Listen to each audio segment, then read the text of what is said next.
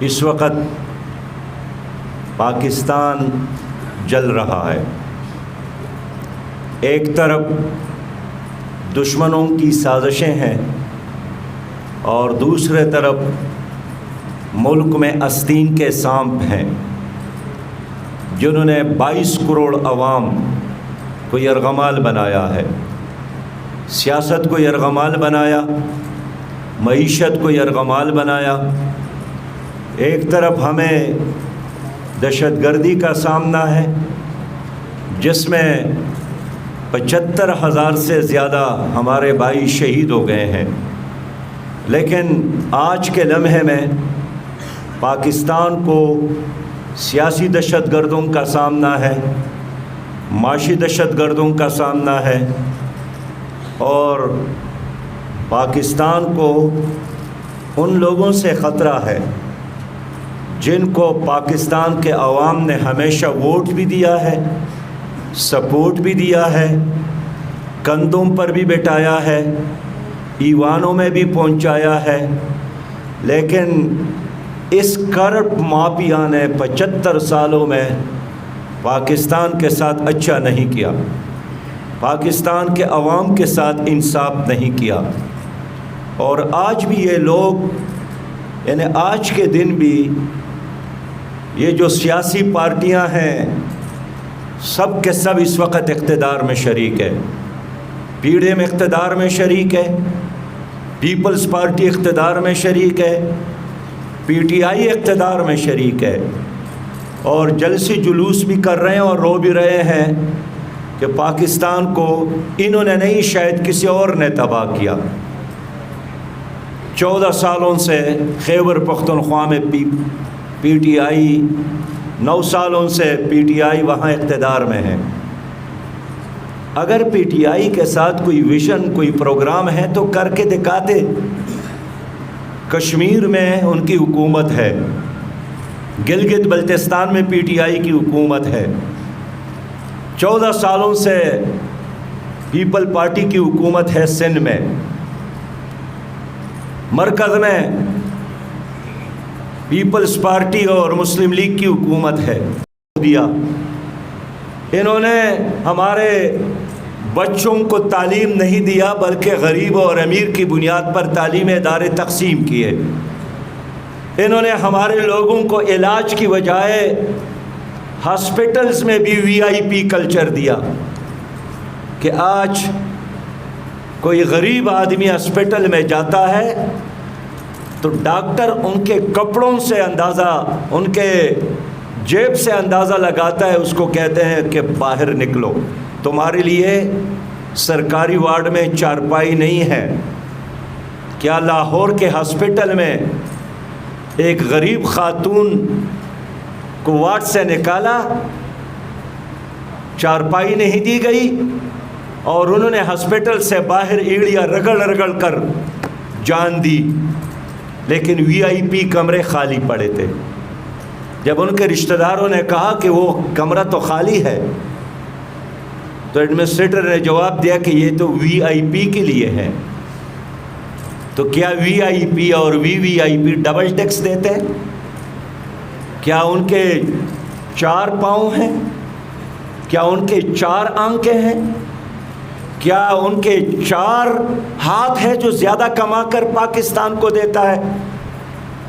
میں اس لیے کہنا چاہتا ہوں کہ آپ کے تمام ادارے، عدالتوں میں اگر آپ کو انصاف نہیں ملتا ہے تو ان پارٹیوں کی وجہ سے، جن کو زرداری صاحب، شہباز شریف صاحب اور عمران خان صاحب لیڈ کرتے ہیں، ان 3 پارٹیوں کی وجہ سے عدالتوں میں انصاف نہیں ہے۔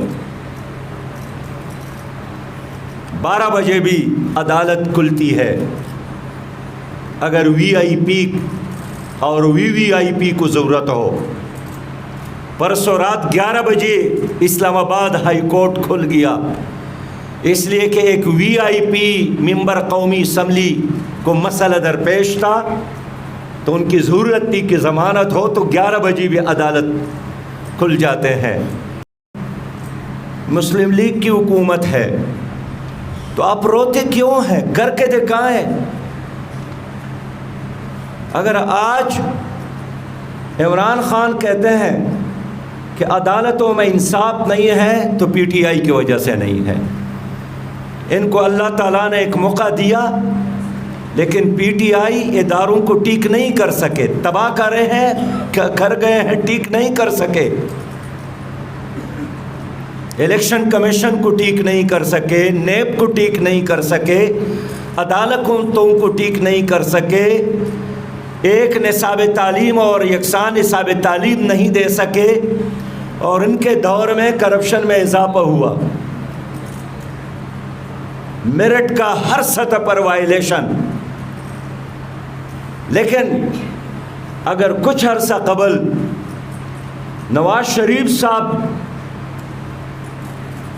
چوکوں اور چوراہوں میں اور جلسوں میں یہی بات کرتے تھے کہ عدالتوں میں انصاف نہیں ہے, تو عدالتوں میں انصاف مسلم لیگ کی وجہ سے نہیں ہے. طویل عرصے سے تو یہی لوگ حکمران ہیں. تو پیپلز پارٹی, مسلم لیگ اور پی ٹی آئی, ان کے وجہ سے ہمارے ادارے تباہ ہو رہے ہیں. انہوں نے کرپشن کیا اور کرپشن میں ان کے وجہ سے اضافہ ہوا. انہوں نے آئی ایم ایف کے قرض لیے اور 22 کروڑ غیرت مند پاکستانیوں کو, بہادر پاکستانیوں کو, خوددار پاکستان کو P T I, people party اور مسلم لیگ نے ورلڈ بینک اور آئی ایم ایف کا غلام بنایا. انہوں نے ہمارے بچوں کو, انہوں نے ہمارے آئندہ نسلوں کو, ان کے مستقبل کو بھی آئی ایم ایف کا غلام بنایا. 31,000 ارب قرضہ پیپلز پارٹی اور مسلم لیگ نے لیا تھا, اور اس وقت پی ٹی آئی نے اتنے قرض لیے کہ 31,000 میں اضافہ ہو کر اب 53,000 کا قرضہ ہے ہمارے غریب پاکستانیوں کے کندھوں پر. کیا کسی مزدور کے لیے, کسی کاشتکار کے لیے, کسی دہقان کے لیے, کسی ڈرائیور اور کنڈکٹر کے لیے, کسی بیمار اور نوجوان اور غریب ماں اور بہن کے لیے ہماری عدالتیں اسی طرح ایکٹیو ہیں؟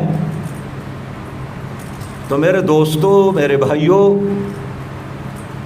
ان لوگوں نے پاکستان کو تباہ کیا جو آج بھی اس ملک میں خانہ جنگی کرانا چاہتی ہے. اور جب ان کو یقین آتا ہے کہ اب میری باری آنے والی نہیں ہے, تو پھر ان تینوں پارٹیوں نے کوشش کی ہے کہ مارشاء اللہ لگ جائے لیکن کوئی اور اس کھیل میں داخل نہ ہو, میرٹ کی بنیاد پر فیصلے نہ ہو, انصاف کی بنیاد پر فیصلے نہ ہو. انہوں نے پاکستان کو عالمی سطح پر تنہا کیا. ان تینوں پارٹیوں نے ڈاکٹر عافیہ کے رہائی کے لیے رسماً, لفظاً, زبانی مطالبہ بھی نہیں کیا. زرداری صاحب کو بھی موقع ملا تھا, نواز شریف صاحب کو بھی موقع ملا تھا, اور آج بھی عمران خان نے اعتراف کیا ہے کہ ٹرمپ کے ساتھ تو میری دوستی تھی. آپ کی دوستی تھی تو کیا آپ نے ڈاکٹر عافیہ کے رہائی کا مطالبہ کیا؟ ان تینوں پارٹیوں نے ڈاکٹر عافیہ کی موت کو ان کے جیلوں میں قبول کیا ہے.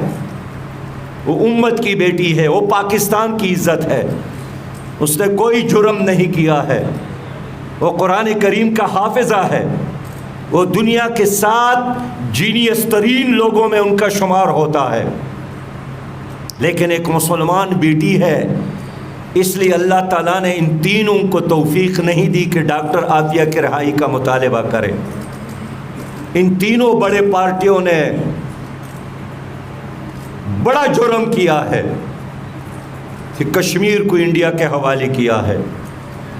پرویز مشرف کے دور میں باڑ لگائی گئی اور باقی حکومتوں نے اس پر چشم پوشی اختیار کی, اور پی ٹی آئی کی حکومت آئی تو 5 اگست 2019 کو انڈیا نے مکمل قبضہ کر کے آئین میں تبدیلی کر کے اس کی ریاستی حیثیت کو ختم کر کے مقبوضہ کشمیر کا نام و نشان مٹا دیا کہ جو کشمیر کے آزادی کے لیے ایل او سی کی طرف جائے گا وہ پاکستان کا غدار ہوگا. تو جو کشمیری ان کے حمایت میں قدم اٹھاتا ہے وہ غدار ہوتا ہے یا وہ وفادار ہوتا ہے؟ لیکن انہوں نے یہ تینوں کا اس پر اتفاق ہے، یہ تینوں ایک پارلیمنٹ میں تھے، پی ٹی آئی کی حکومت تھی اور مسلم لیگ اور پیپلز پارٹی اپوزیشن میں تھی، تینوں نے مل کر آپ کا State Bank I M F کے حوالے کیا، تینوں نے مل کر باقر رضا کو آئی ایم ایف کے ایجنٹ اور غلام کو یہاں گورنر تسلیم کیا، جنہوں نے مصر کی معیشت کو تباہ کیا تھا اس انسان کو یہاں لا کر آپ کے اوپر مسلط کیا۔ ان تینوں نے ایک ہی طرح کے کام کیے۔ کسی نے ریمنڈ ڈیوس جو پاکستانیوں کا قاتل ہے امریکہ کے حوالے کیا، کسی نے ابھینندن کو انڈیا کے حوالے کیا جو پاکستانیوں کا دشمن ہے، کسی نے آسیہ کو جو توہین رسالت کی مرتکب ہوئی تھی مغرب کے اب کہنے پر، ان کے آرڈر پر ان کے حوالے کیا۔ حال یہ ہے کہ اس کی وجہ سے تو ممتاز قادری شہید کیے گئے۔ تو ان کی سوچ ایک ہے، ان کا ویژن ایک ہے، اپنے مفادات اور اپنے خاندان کے مفادات۔ آج کس طرح پاکستانیوں تمہارے اوپر اپنی نئی نسل کو مسلط کیا، بچوں کو تمہارے اوپر وزراء بنا کر آپ کے آئندہ 50 سالوں کے لیے ایک نئی نسل تمہارے اوپر مسلط کیا۔ تو تمہارے اوپر یہ لوگ مسلط تھے، اور اس وقت تمہاری ماؤں بہنوں اور بیٹیوں کے گود میں جو بچے ہیں ان کے لیے نئے لوگ انہوں نے لائے ہیں۔ تو کیا یہ لوگ تو ٹیکس بھی نہیں دیتے، یہ کیسے غریب کے غم خوار ہو سکتے ہیں؟ ایک 300 کنال گھر میں رہتا ہے، دوسرا 500 کنال گھر میں دعوے کے ساتھ کہہ سکتا ہوں کہ اگر پاکستان کے ان سیاستدانوں کے اثاثے ان سے لے کر قومی خزانے میں جمع کیا جائے تو ہمارے اوپر کوئی قرضہ نہیں ہے، ہم تو تمہاری وجہ سے مقروض ہے۔ کیا تمہاری کوپڑیاں 2 ہیں؟ کیا تو 4 ہاتھ رکھتے ہیں کہ تمہارے شوگر ملز میں اضافہ، تمہارے بینک بیلنس میں اضافہ، تمہارے کارخانوں میں اضافہ، اور غریب آدمی نان شبینہ کا محتاج؟ کل میں چلستان گیا ہوں، پانی کے قطرے کے لیے لوگ ترس رہے ہیں، تمہارے کتے فرانس کے درآمد شدہ پانی لیتے ہیں، فرانس سے درآمد شدہ شیمپوں پر تم اپنے کتوں کو اور گھوڑوں کو نہلاتے ہو، اور میرے چلستان کے غریب چلستانی بھائی پانی کے لیے ترس رہے ہیں۔ دنیا کا 5واں بڑا جنگل بلوچستان میں 15 دنوں سے آگ لگی ہے، 25 ارب کے چلغوزے ہر سال سے اس سے ہم برآمد کرتے ہیں، اس میں آگ لگی ہے، اس کے بجھانے کے لیے کوئی نہیں گیا، اس لیے کہ خود مفادات کی آگ لگی ہے جس میں یہ پورا پاکستان کو انہوں نے ایندھن بنایا۔ بھائی میں آپ لوگوں سے بات کرنا چاہتا ہوں، بلوچستان کے ایک تعلیم یافتہ خاتون نے خودکش حملہ کیا، فتوے تو آپ نے لگائے کہ غلط کیا، کون خودکش حملے کو جائز سمجھتا ہے؟ لیکن سوچنے کی بات یہ ہے کہ ایک تعلیم یافتہ خاتون کیوں خودکش حملے پر کس نے راضی کیا، کیوں مجبور ہو گئی پر بنا ہے، اور اس نظریہ کی بنیاد پر یہ ملک ترقی کرے گا۔ تو اس نظریہ کی وارث جماعت اسلامی ہے۔ آپ کو عدل اور احسان کی ضرورت ہے، عدل اور انصاف کی ضرورت ہے، تو پھر عدل اور انصاف اس ملک میں ترازو کی بنیاد پر قائم ہو سکتا ہے۔ اس لیے میرے دوستو، ہم نے سود کے خلاف لڑائی لڑی، ہمیں کامیابی ملی، اب ہم چاہتے ہیں کہ سودی نظام کا خاتمہ ہو، اور جس پارٹی نے، جس بینک نے یا مرکزی حکومت نے وفاقی شرعی عدالت کے خلاف اپیل کرنے کی کوشش کی تو ہمارے ہاتھ ہوں گے اور ان کے گریبان ہوں گے، اور ہم دیکھتے ہیں کہ کون سا وہ بینک ہے جو دوبارہ اپیل کے لیے جاتا ہے۔ ان کو ہم تالے لگائیں گے، عوام ان کا محاصرہ کریں گے۔ اگر حکومت نے سودی نظام کے خاتمے کے بجائے دوبارہ سودی نظام کی ہتھکڑیاں ہمارے ہاتھوں میں ڈالنے کی کوشش کی تو قوم ان کے ٹانگیں بھی توڑیں گے اور ان کے ہاتھ بھی توڑیں گے۔ اب قوم کا پیمانہ صبر لبریز ہو گیا ہے، اب تمہارے چراغوں میں تیل نہیں ہے، اب تم ڈیلیور نہیں کر سکتے، اب تمہارے ساتھ الفاظ ختم ہو گئے ہیں، تم نے جو کرنا تھا وہ کر گئے۔ یہ ڈلٹی سیاست، گالی گلوچ کی سیاست، ایک دوسرے کے ساتھ جو کچھ آپ نے کیا اس نے ہمارے کلچر کو بھی تباہ کیا، برداشت آپ کے اندر ختم ہوا ہے۔ میں اس لیے پی ڈی ایم میں شامل نہیں ہوا ہوں، انہوں نے کہا ہمارا ساتھ دے دے، کہ پی ڈی ایم کی منزل اسلامی نظام نہیں تھا، صرف حکومت کی حصول تھی۔ ہم اس لیے پی ٹی آئی کے ساتھ نہیں رہے، ساتھ نہیں دیا کہ پی ٹی آئی کا مقصد ملک میں اسلامی نظام نہیں تھا، اپنے مفادات تھے۔ انہوں نے ابھی 4 آدمی پیپلز پارٹی کے اور 5 آدمی پرویز مشرف کے اور 6 آدمی ایم کے اور کچھ مسلم لیگ کے جمع کر کے ایک پارٹی بنائی جو نہیں چل سکی، نہیں ڈیلیور کر سکی۔ ان کے ساتھ کہنے کے لیے، بتانے کے لیے کوئی چیز نہیں ہے۔ کہتے ہیں سازش ہوئی ہے، شہباز شریف صاحب بھی کہتے ہیں میرے خلاف سازش ہوئی ہے کہ ہمیں حکومت دی گئی، جن سے حکومت لی گئی وہ بھی کہتے ہیں میرے خلاف سازش ہو گئی کہ مجھ سے حکومت لی گئی۔ یہی چند لوگ ہیں، ایم کے لوگ، باپ کے لوگ، مسلم لیگ قاب کے لوگ، ساری دنیا جانتی ہے کہ کس کے اشاروں پر پیسہ لے کرتے ہیں، یہ ہر مسئلے میں کس گیٹ کی طرف دیکھتے ہیں۔ تو اگر کل ان لوگوں نے آپ کا ساتھ دیا تھا تو یہ ہیرو بن گئے تھے، اور جس کو آپ پنجاب کا بڑا ڈاکو کہتے تھے اس کو سب سے اہم پوسٹ دیا، وزیر اعلیٰ بنانے کی کوشش کی کہ جو آپ کا ساتھ دے وہ ہیرو، جو آپ کا ساتھ نہ دے وہ زیرو۔ یہی لوگ تھے جنہوں نے آج شہباز شریف صاحب کا ساتھ دیا۔ تو یہ ایک کھیل کھیلا جا رہا ہے عوام کے ساتھ۔ یہ جو اسلام آباد کے ڈرائنگ روم میں بیٹھ کر سیاست کرتے ہیں، ان کی پراپرٹیز ہیں اپنی جگہ پر، ان کے بنگلے ہیں، مری میں ہیں، اسلام آباد میں ہیں، کراچی میں ہیں، ہر جگہ ہیں، ملیشیا میں ہیں، دبئی میں ہیں۔ گرمی سردی سے وہ تنگ نہیں ہوتے ہیں، لیکن غریب انسان متاثر ہوتا ہے جو روزانہ 1 کلو دال لیتا ہے 350 روپیہ پر، جو خوراک کا 1 کلو گھی لیتا ہے 550 روپیہ پر۔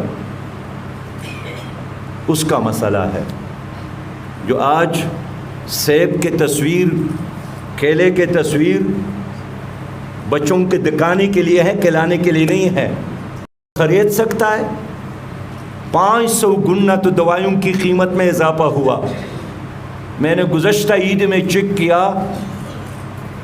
لوگ نماز کے لیے آئے تھے لیکن نئے کپڑے نہیں پہنے تھے۔ یہ ان حکمرانوں کی وجہ سے، ان سیاسی جماعتوں کی وجہ سے۔ آئیے مل کر شہزادوں کی سیاست کو، لاڈلوں کی سیاست کو، نوابزادوں کی سیاست کو، امریکی یاروں اور وفاداروں کی سیاست کو دفنا دے۔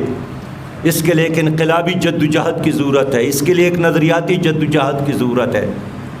تو میں امید رکھتا ہوں کہ پاکستان کے عوام جنہوں نے جرنیلوں کو بھی دیکھا، ان کی حکومتوں کو بھی دیکھا، اور جنہوں نے مافیاز کے ان ایجنٹوں کو بھی دیکھا، انہوں نے ان کے درد میں اضافہ کیا، ان کے مشکلات میں اضافہ کیا۔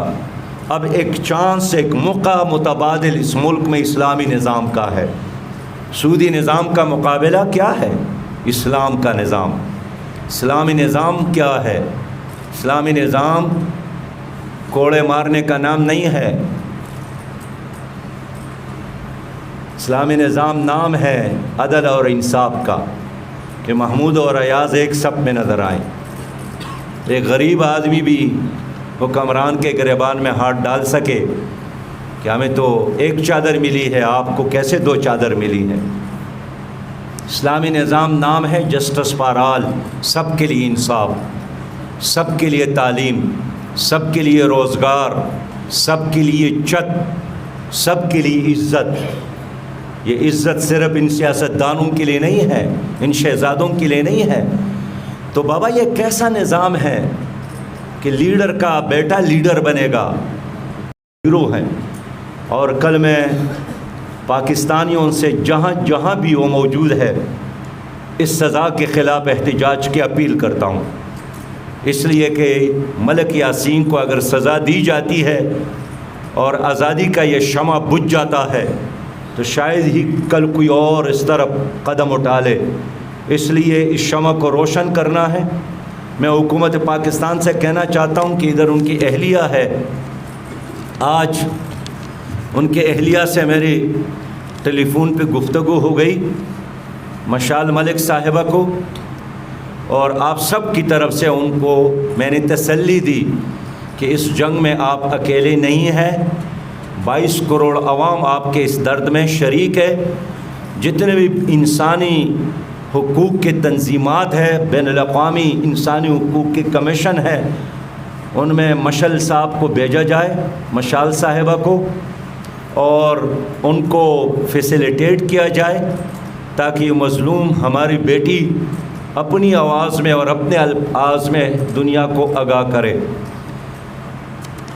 آج بیماری کی علامت ہے کہ تمہارا نظام کھوکھلا ہو گیا ہے، تمہارے ظلم کی وجہ سے، تمہارے استحصالی نظام کی وجہ سے، تمہارے مس مینجمنٹ کی وجہ سے، تمہارے جھوٹ کی وجہ سے، تمہارے جھوٹے وعدوں کی وجہ سے، تمہارے دھوکوں کی وجہ سے قوم تنگ ہو گئی ہے. مرد تو کیا، اب خواتین نے بھی خود کش حملے شروع کیے ہیں. ان کا انجام کیا ہوگا؟ کیا ہر چیز کا الزام باہر کی دنیا پر لگا کر آپ اپنے آپ کو بری و ذمہ سمجھتے ہیں؟ کراچی کا مسئلہ حل نہیں کر سکے.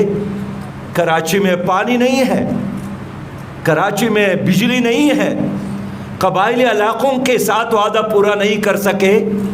جنوبی پنجاب کے ساتھ مسلم لیگ نے، پی ٹی آئی نے، پیپلز پارٹی نے صوبے کا وعدہ کیا، کیا بنایا؟ یوسف رضا گیلانی تو بن گئے تھے وزیر اعظم.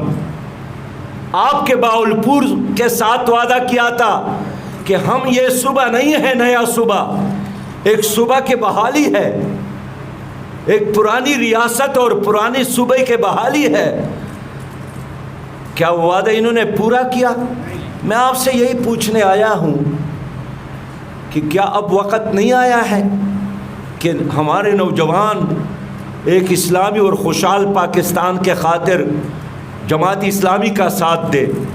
آج کرپشن کا مسئلہ ہے تو کرپشن فری جماعت تو جماعت اسلامی ہے، تو کرپشن فری پاکستان جماعت اسلامی بنا سکتی ہے. آج اگر اس ملک کو ایک حقیقی جمہوریت کی ضرورت ہے تو حقیقی جمہوریت تو تمام اداروں کے اعتراف کے طور پر کہنا چاہتا ہوں. بل ڈیٹ نے بھی سروے کیا ہے کہ حقیقی جمہوری جماعت جماعت اسلامی ہے. تو یہ ملک اگر جمہوریت کی بنیاد پر چل سکتی ہے تو حقیقی جمہوری جماعت تو جماعت اسلامی ہے. یہ ہے. اور نواب محمد صادق خان عباسی کی برسی ہے. نواب صادق عباسی کے بارے میں کم ہی لوگ جانتے ہیں پاکستان میں، لیکن قائد اعظم محمد علی جناح کی طرح یہ بھی محسن پاکستان ہے.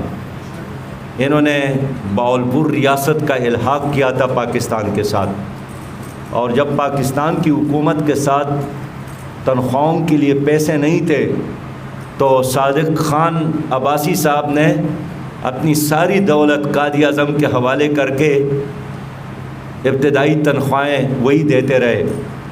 اور یہاں بھی ان کی حکومت عدل اور انصاف کی حکومت تھی. تو آج ان کی برسی ہے. ہم ان کے بخشش کے لیے بھی، مغفرت کے لیے بھی اللہ تعالیٰ سے دعا کرتے ہیں. میں آپ سب کا شکریہ ادا کرتا ہوں. اور ایک بار پھر ملک کامران صاحب کو، ملک جاوید صاحب کو اور ان کے تمام بھائیوں کو جماعت اسلامی میں شمولیت پر مبارکباد پیش کرتا ہوں۔ کو خدا نے اس لیے پیدا کیا ہے کہ ان بنگلوں کا طواف کرتے رہے اور کھیتوں اور کارخانوں میں محنت پسینہ بہا کر ان کے پراپرٹیز اور ان کے بینک اکاؤنٹ میں اضافہ کرتے رہے؟ یا آپ کی بھی کوئی عزت ہے؟ کیا آپ کے پیٹ کو عزت کے نوالی کی ضرورت نہیں ہے؟ کیا آپ کی جسم کو عزت کے ساتھ حیا کے لباس کی ضرورت نہیں ہے؟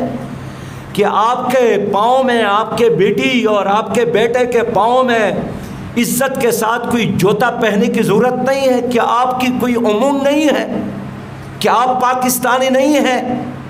تو 74 سالوں سے ایک ہی تماشا ہے، ایسٹ انڈیا کمپنی کے غلام اور پھر ابن غلام تمہارے اوپر مسلط ہے۔ اب وقت آیا ہے کہ ہم اس سے بغاوت کا اعلان کر کے ایک انقلابی اور نظریاتی جدوجہد کرے، اور جماعت اسلامی یہی انقلابی جدوجہد کر رہی ہے۔ آج کے دن یاسین ملک کو گرفتار کیا ہے انڈین گورنمنٹ نے، اور کل ان کے خلاف حکومت ایک فیصلہ دینے والی ہے۔ میں حکومت پاکستان سے کہنا چاہتا ہوں کہ کتنے لوگوں کو انڈین گورنمنٹ نے قتل کیا، کتنے لوگوں کو مفلوج بنایا، کتنے ماؤں بہنوں اور بیٹیوں کی عصمت دری کی، لیکن پاکستان کے مرکز اسلام آباد میں کوئی سلطان ٹیپو نہیں ہے، کوئی ابن قاسم نہیں ہے، کوئی ابن غزنوی نہیں ہے۔ ہر ایک نے کوشش کی ہندوستان کے ساتھ دوستی کرے، لیکن دوستی کے نتیجے میں پاکستان کا جغرافیہ اور نظریہ دونوں غیر محفوظ ہے۔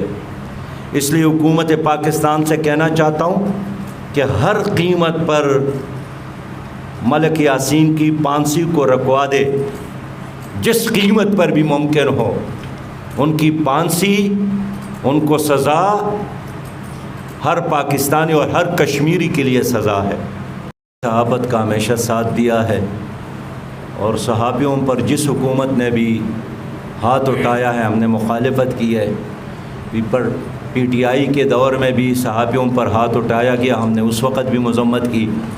اگر آج بھی صحابیوں پر ہاتھ یہ حکومت اٹھاتی ہے تو ہم اس کی بھی مذمت کرتے ہیں۔